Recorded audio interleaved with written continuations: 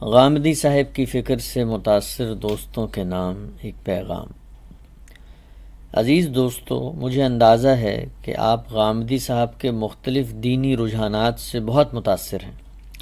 آپ کو یقیناً یہی محسوس ہوتا ہوگا کہ جو موقف آپ سمجھے ہیں وہی دین کی درست تعبیر ہے۔ آپ کو یہ بھی محسوس ہوتا ہوگا کہ جو نتائج فکر آپ کو متاثر کر رہے ہیں ان کا استدلال بھی بہت متاثر کن ہے۔ آپ یقیناً یہ بھی خواہش رکھتے ہوں گے کہ اس فکر کی ترویج کی جائے۔ آپ کو یہی احساس اس جانب کھینچتا ہوگا کہ آپ کے موقف سے مختلف جو بھی آراء سامنے آئیں ان سے بحث کی جائے۔ اس بحث سے آپ نت نئی چیزیں بھی سیکھتے ہوں گے۔ آپ اس گفتگو میں پوری کوشش کرتے ہوں گے کہ مخاطب کو اپنی بات پر قائل کر لیں۔ اس مشق میں کسی کو غامدی صاحب کی بات پر قائل کر لینا آپ کے دل میں مسرت کا احساس بھی بیدار کر دیتا ہوگا۔ اگر یہ سب کچھ آپ کے ساتھ ہوتا ہے تو عزیز دوستو، یہ سب فطری عمل ہے۔ انسان جس چیز سے متاثر ہو اس کے ساتھ ایسی ہی ہمدردی اور وابستگی محسوس کرتا ہے۔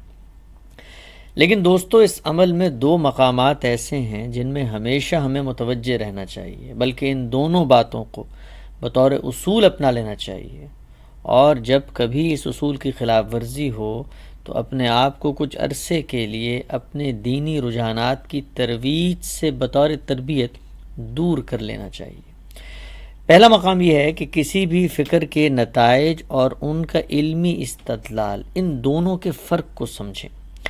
استدلال وہ مشکل پروسیس ہے جس سے گزر کر کوئی نتیجہ سامنے آتا ہے۔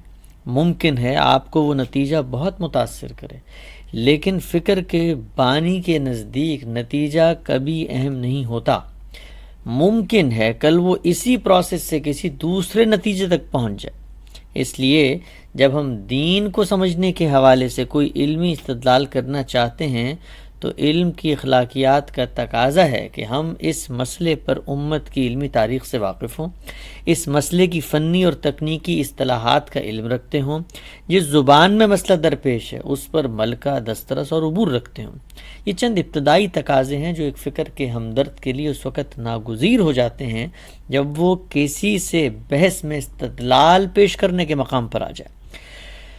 عزیز دوستو، اگر ہم اپنے آپ کو اس مقام کا اہل نہیں سمجھتے تو ہمیں کبھی کسی سے علمی موضوع پر بحث ہرگز نہیں کرنی چاہیے۔ ہمیں زیادہ سے زیادہ قائم شدہ استدلال اس کی اصل سند کے ساتھ پیش کر دینا چاہیے اور بس، اور اس کے بعد اہل علم کے لیے میدان خالی چھوڑ دینا چاہیے کہ وہ خود اس معاملے میں اس خاص علمی سطح سے گفتگو کریں جس سطح کا یہ مسئلہ متقاضی ہے۔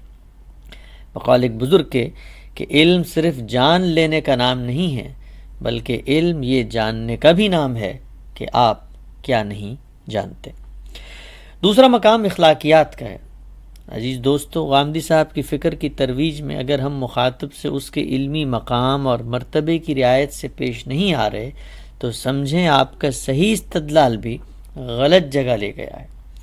طنز، تعریض، علمی شخصیات کا استخفاف، انہیں حقیر جاننا، مخاطب کے مسالک کے بزرگوں کے بارے میں مناسب احترام نہ دینا، علماء کے بارے میں نامناسب انداز تخاطب اپنانا، اپنے ذہن میں یہ تصور کر لینا کہ غامدی صاحبی کی ہر بات درست ہو سکتی ہے اور مخاطب کے دلائل کو حقیر جان کر کان بند کر لینا اور اپنے آپ کو محض مقلد جامد بنا لینا، یہی وہ چیز ہے جہاں سے تعصب کی ابتدا ہوتی ہے۔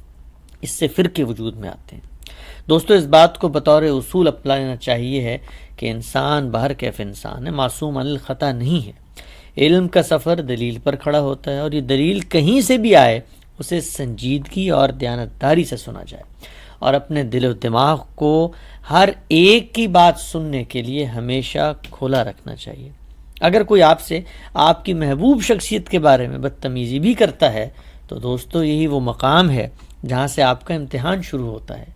آپ اپنے مخاطب بدلیے، خاموش رہیے، درگزر کیجئے، لیکن اگر پلٹ کر وہی کام آپ نے بھی کیا کہ اب تو ہم نے بھی اپنے مخاطب کو گھر پہنچانا ہے، تو جس میدان میں آپ کا مخاطب اتر چکا تھا گویا آپ بھی اس میدان میں اتر چکے ہیں، اور اب علم کا امتحان ختم ہو چکا ہے اور عمل کا امتحان شروع ہو چکا ہے، جس میں اگر آپ ویسے ہی جواب دیتے ہیں جیسے آپ کا مخاطب دے رہا ہے تو اس کا مطلب ہے کہ آپ اس امتحان میں شکست کھا چکے ہیں۔ دوستو، یاد رکھیں قیامت کے دن ہمارا فیصلہ اس بات پر نہیں ہوگا کہ ہم غامدی صاحب کی آراء کو ترجیح دیتے تھے، نہ اس بات پر ہوگا کہ ہم صحیح استدلال رکھتے تھے، بلکہ وہاں فیصلہ اس بنیاد پر ہوگا کہ عملی زندگی میں ہم کس اخلاقی مقام پر کھڑے تھے۔ عزیز دوستو، خدا سے تعلق بھی اسی اخلاقیات کا تقاضا ہے، اور خدا کے بندوں سے حسن سلوک کی بنیاد بھی یہی ہے۔